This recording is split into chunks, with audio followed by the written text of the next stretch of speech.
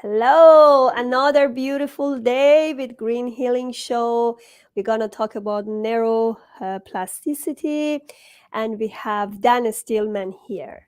So be with us till the end. If you have any question, join us, and we will be happy to have you here.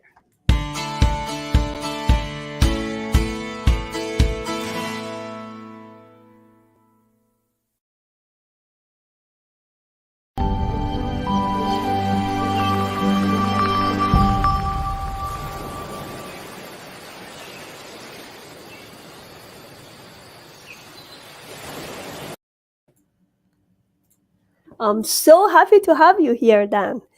And he's actually certified positive psychology and integrative nutrition coach. So we're going to talk about mind and body connection and neuroplasticity. All right. Welcome to my show. Oh, thank you so much for having me. So tell me about yourself first, and why did you end up to be a positive psychology coach or integrative nutrition coach? Well, I think your childhood and the way you were raised has a big influence on what you decide to do later in life. And some of us find out earlier, and some of us find out later what our true purpose is in life. So, my particular story, I had to experience some trauma due to some abandonment issues, some physical abuse that led to some beliefs that I wasn't good enough. What's wrong with me? I did something wrong. And the underlying emotion of like shame, having shame and not realizing that that was something that was causing me to, uh, not love myself like I should. And so as a result of realizing that at the age of 22, when everything came to a head and I had to address the pain that I was feeling, that started the introspective journey that I continue to do to this day. So, as a result of those situations and life experiences, I decided that what is my true purpose and meaning in life, and as a result of doing that introspective work, I realized that positive psychology, introspective work, integrative nutrition, I've always been into eating healthy. I've had some stomach issues that I had to deal with my whole life. I have irritable bowel disease. So, going through the traditional medicine route um, was very difficult for me because, as you may know, or your listeners may know, is that even though traditional medicine is needed, they're really just doing band-aid fixes and not really looking at what the root cause is. And over time, when you're dealing with some physical issues and they just give you prescription after prescription after prescription, which could cause other issues, you start to realize that, there has to be another way. And that led me down the road of holistic health, functional medicine, and becoming an integrative nutrition coach, along with the positive psychology, because really, it's a twofold or a two issues that really are, that are causing you that really shape your overall well-being. So it's not just that you take care of the things that you put in your mouth, such as food and drink, but you also have to take care of the primary things, such as your mental and emotional well-being, which plays a huge role in your overall well-being. So that's exactly what we talk today, mind and body connection. I am really curious about neuroplasticity. Please tell us what's the power of this science and what do you exactly do? So the best way I could describe neuroplasticity is that I think a long time ago we used to think that our brains were just stagnant, that we were just given this amount of cells in our brain, and that we couldn't produce any more neural pathways, which really is your thoughts, how you think. And over time, they realized that there is this thing called neuroplasticity where you can create new neural pathways, which can, ultimately change some of the beliefs. Like a lot of people think there's two terms, fixed mindset and a growth mindset.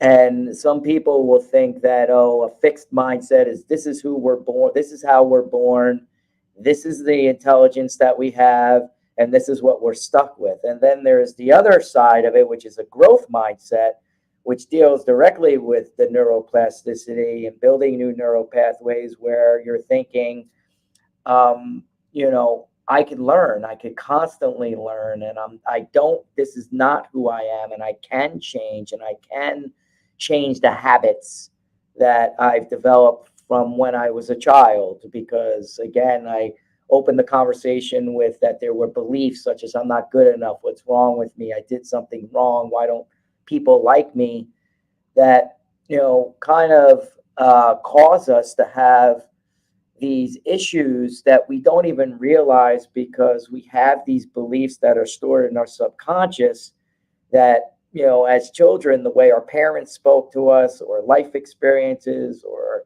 when I was young in the 1970s, they didn't have social media or, all these things, but, TV, all those things can really have a big influence. The environmental factors combined with, the way you're raised can cause these things, these negative beliefs.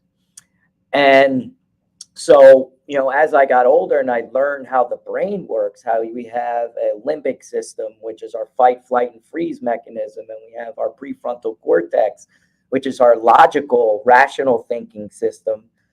Once I had a better understanding of how your brain works, it kind of puts things into perspective of that the emotions that you're feeling, the beliefs that you believe can be changed, and the habits that you create, which a habit consists of a cue, consists of a routine, and it consists of a reward, right?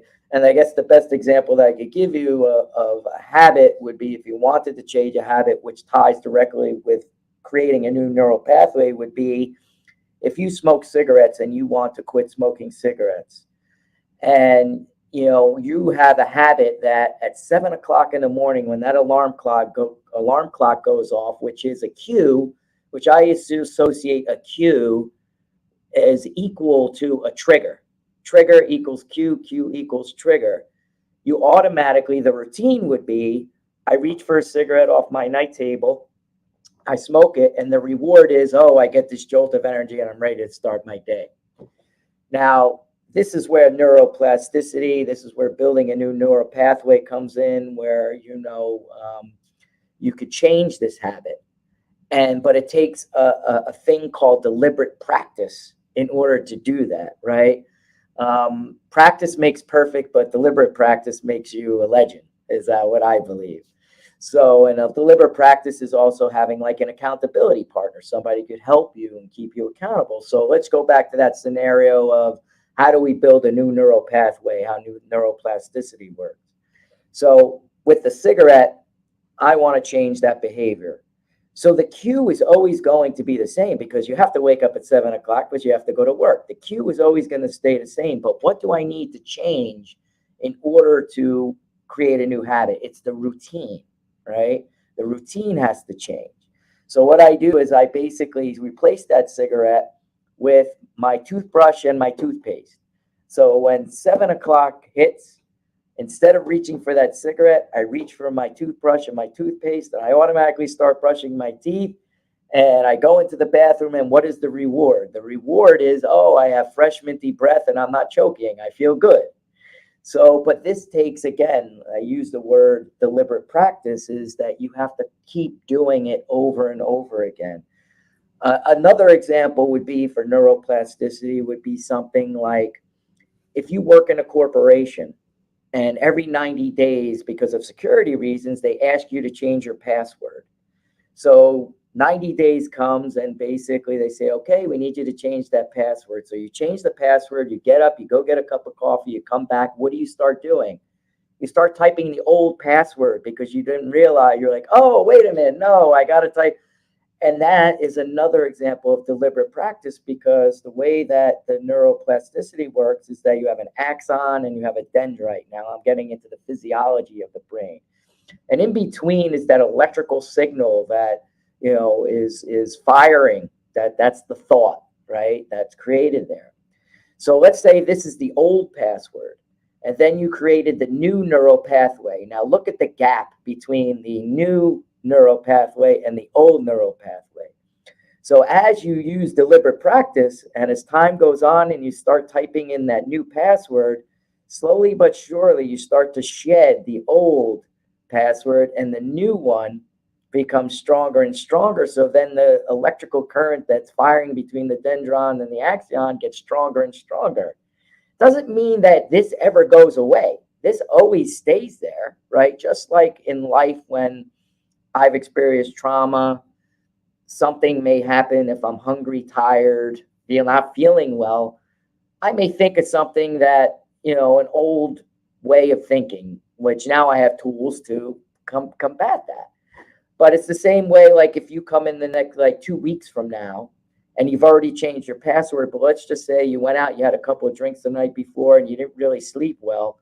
There's a very good chance you could come in and start typing the old password again, right? But then you remember all the new passwords. So that happens. So those are like examples of how neuroplasticity works. I hope that made Yeah, sense. that was great. Like replacing bad habits to good one. That was, I'm just recapping what you said. And then another thing is just constantly doing it, to Mhm. just trying to replace it. And yes, when you are tired and exhausted, Yeah. I can follow you, because it happens to me. Like when you have a sleep shortage, you are tired of getting up, taking care of your baby, it happens to so many parents these days. Oh, yeah, absolutely. Yeah. So when you are tired, you shouldn't do any new things. Just you have to freeze everything. You just take a rest. And sometimes it's not happening because sometimes you have to take care of your baby, or you have to do something forcefully. But you have to add, actually, you need to minimize all the new things that needs thinking when you are tired, because you can mess it up with so many things, especially, let's say, at work. If you are in a tight project and you Right. don't have any time, when you are tired, like me, I don't think I can do anything more. Like I said, just I can do it, because yeah, because many bad things may happen when you are exhausted. So as I'm thinking about this neuroplasticity, uh, you should keep your energy up and running, and that's related to integrative nutrition as well, as you're doing, as you said. If you have gut issues, if you have health issues, whatever you do to change your habit is not going to work for you, because you have to replace your body, reset your body with good things, right? Yeah, yeah. I mean, one of the modules that I have, when I have a course called Get Real, Deal, and Heal, it's a 7 module course with 74 lessons. And before I even have people start the main modules, I have a video that explains time versus energy. And because you brought up the word energy, and I always like to explain to people that we make up, this is another belief. I don't have enough time, right? We make up this belief that we don't have enough time, and a belief is a decision. You can make a decision to change that belief, and you can say, well, I do have enough time. But I like to say it's not so much about time, it's about energy. How do you manage your energy? Because if you don't have the energy, it really doesn't matter how much time you have, because you're not going to be able to get the things done that you need to get done. So you have to, like you said, like you use an example of mothers, right? If they're tired, we all have to like triage, like in a hospital, how doctors triage who they have to treat first, second, and third based on the urgency and the person who could be dying or a person who has a broken arm. They obviously have to deal with the person who is having a heart attack first. And that all boils back to, for me, is how do I manage my energy to stay calm and present? And one of the things you said that I feel is very, very important is I like to use the term practice the pause, right? So when you are tired or you're I not like feeling that. well, Yeah. you have to like kick on, let Pause me to heal. practice the pause. Yeah,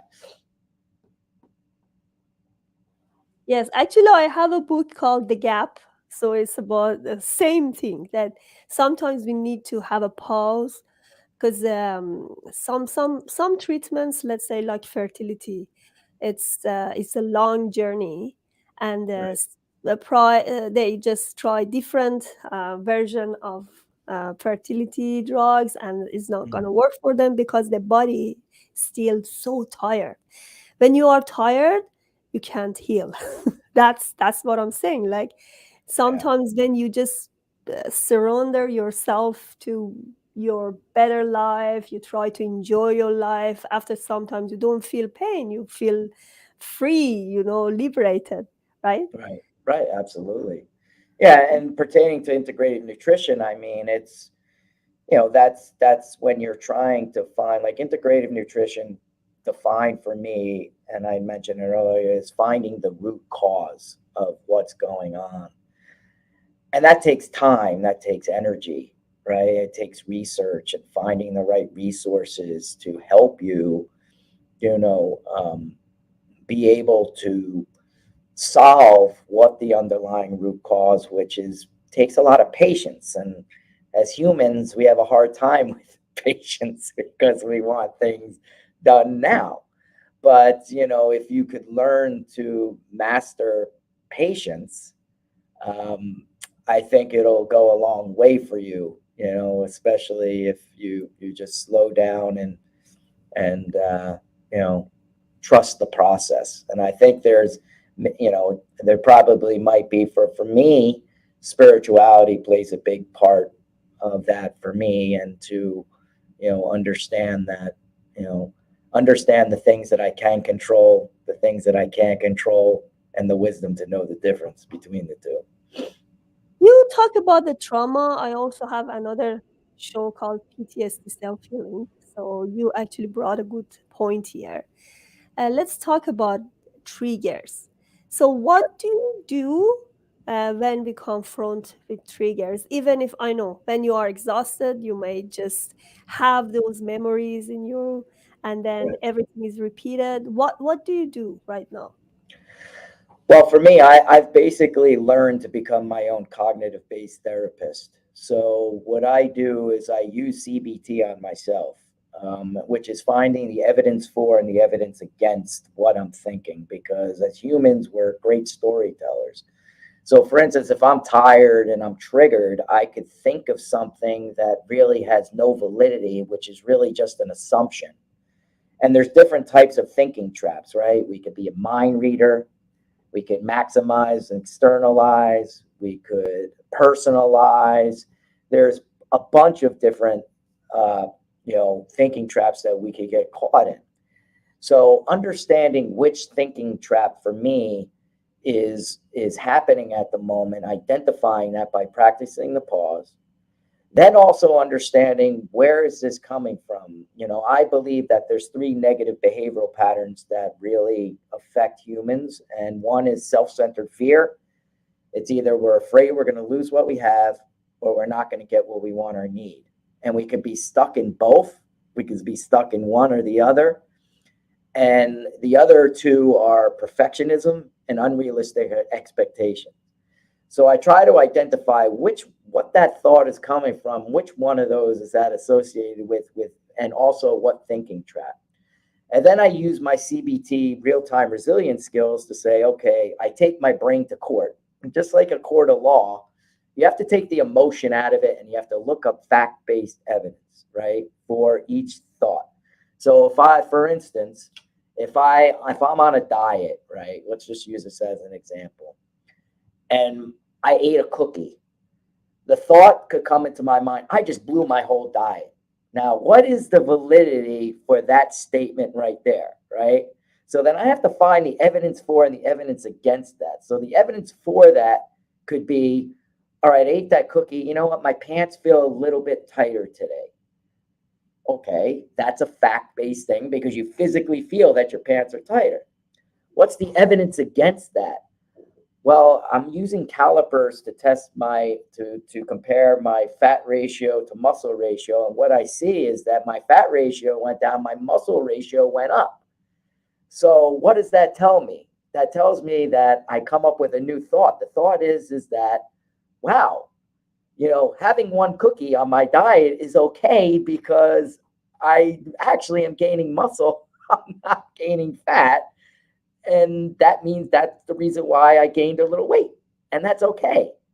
So you see how that works, how I kind of, change things around to make it seem to really put things into perspective, like fact-based evidence. And then you're okay. Then you move on. You're like, okay, wow, I solved that problem.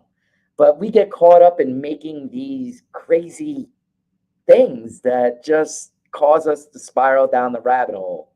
So practicing the pause, finding out what thinking trap, what negative behavioral pattern for me, these are my negative behavioral patterns that I created, does it fall under, and then I take my brain to court. That's how I deal with certain situations. And it happens very quickly, but it takes practice. So you said you said whenever you have a cookie, you feel guilty. Oh, I had, I'm Fat, gonna, get yeah, fat. I'm not gonna lose this weight because I had cookie. But sometimes people use it as excuse, right? So Yeah. this way they can't actually follow their good habit, and then they just have a cookie. Oh, one is enough. One is enough. But then next time they're gonna, oh, maybe I'm gonna have another one. So temptation, they can't resist. Yeah. So as you said, probably neither of those is good. So in the middle, so you have to try to find a good point, sweet point here, not really be very, very feel guilty, not feel guilty about this having cookies, but as you said, it's good to have these good habits of following the diet. Yeah, if you want to follow the diet, but just, don't be like I said, it falls into one of those three things, which is perfectionism. So what is the antidote for, I have three in my Get Real Deal and Heal course. Those are the three modules that I mentioned. Self-centered fear, unrealistic expectations, and perfectionism. But then I have three more modules, which are the antidotes to those three negative behavioral patterns. So for self-centered fear, right, the antidote is learning to live in the moment. Because if you're afraid you're going to lose what you have or you're not going to get what you want or need, you're not living in the moment, right? Yeah. For perfectionism, it's loving yourself. Because if you're constantly beating yourself up all the time, how could you truly love yourself? You're not giving yourself any leeway here. You're taking yourself too seriously. Or you're also projecting that onto other people as well, because it's not just about you. You could be doing that to other people. And then for unrealistic expectations, right? It's the same thing. Like you could project it upon yourself or you could project it upon other people. But what is the antidote? It's having gratitude. Because if you have some unrealistic expectations, you're really not appreciating what you have in the moment. So learning to have gratitude helps with that. Here we have some comments. Let's go back to these comments.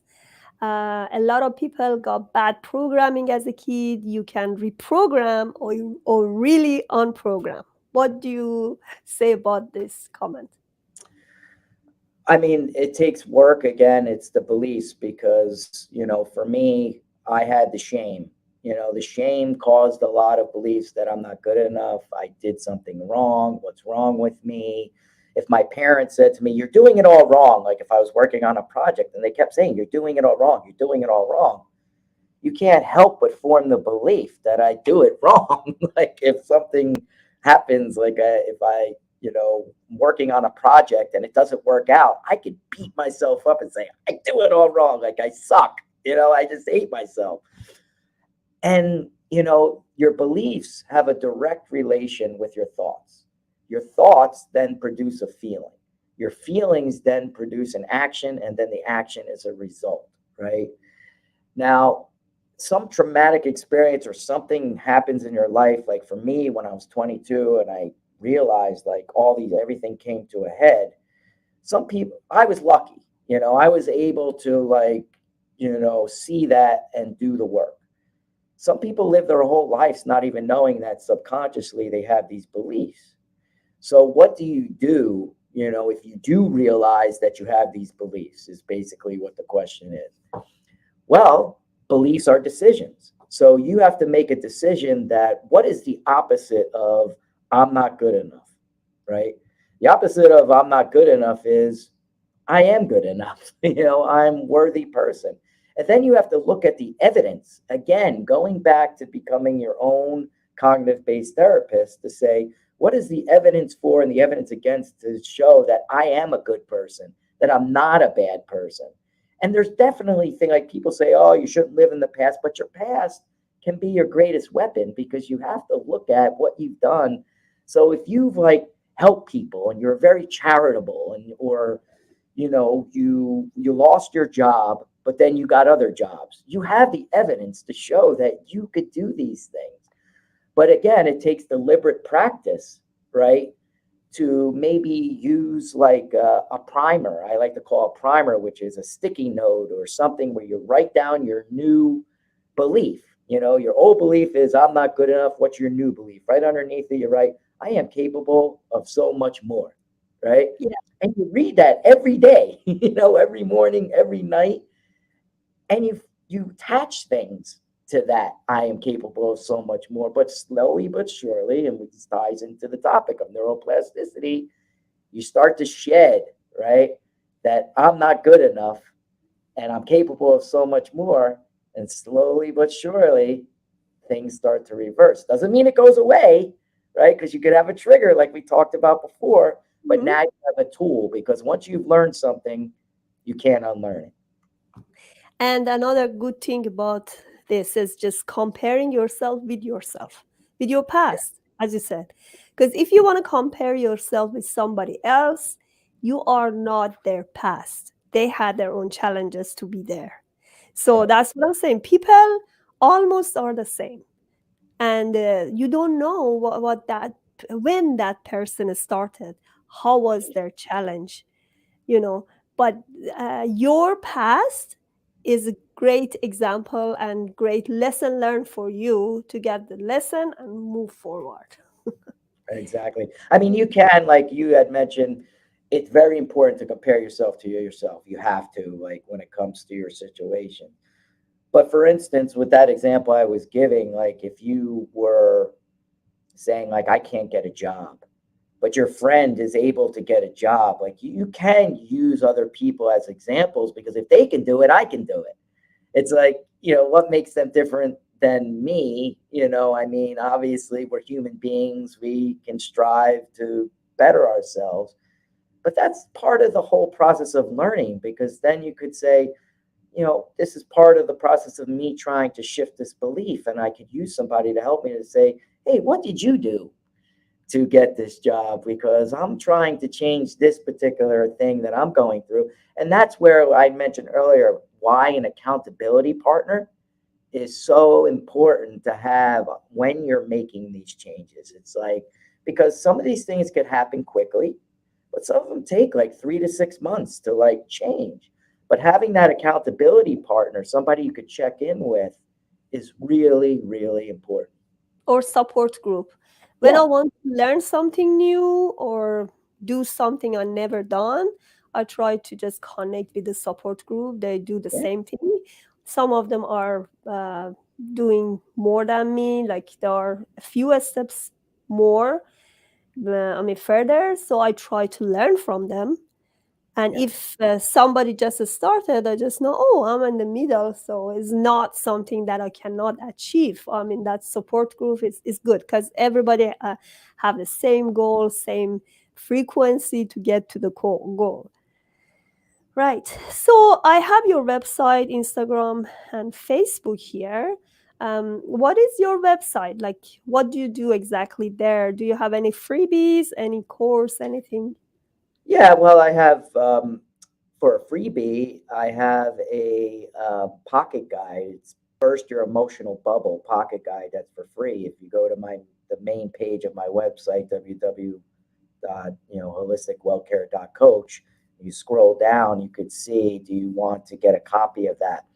And that's just, I've taken 6 emotions. Mostly, I don't like to call them negative emotions. I'll just say hard emotions, because emotions are emotions. We have to feel these emotions. I don't like the label negative and good. It's just emotion. But when we're struggling with sadness or frustration or fear or anxiety or jealousy or envy, I've created a bubble where the emotion is in there, like for instance, fear. And then I've created little bubbles off of the bubble where it just gives you quick things that you could do in order to help you with that emotion. So that's a freebie that's there. I also have one-on-one personal coaching. I also have my 3 integrative nutrition programs if people are interested in that. And I had mentioned that I have my Get Real Deal and Heal online course as well, if someone was interested in that as well. Amazing. Do you have another comment? Anything to add? We are almost done. No, I mean, listen, I guess the thing that I want to leave your listeners with, first and foremost, I want to thank you for having me on your show. I really appreciate it. I'm sorry for the technical glitches and we started a little late and I apologize for that. I guess what I want to say to your listeners who are listening, that if you're struggling and you have one foot in and one foot out, and that one foot out is like just keeping you from just making that extra step to get help, understand that you're not alone, that you do have people that are here to help you, and don't let that belief of worrying about what other people think of you as a weakness, because you're strong. You're going to come through this even stronger, and you're going to help other people flourish. So, please don't be scared. Jump right in and know that we're here to support you, to help you become a better person and introduce yourself to the higher self you never knew existed.